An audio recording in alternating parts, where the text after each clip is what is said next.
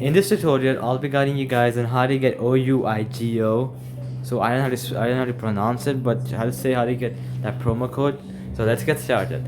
So first of all, you're gonna go to your web browser and search that up.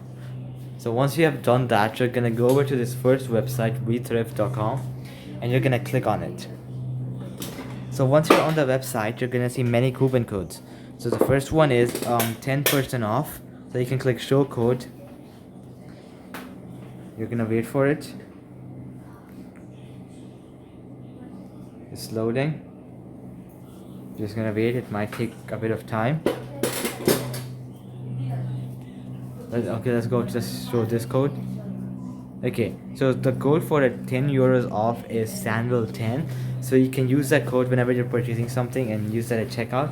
Now I'm gonna head over to some other website and show you a few more codes.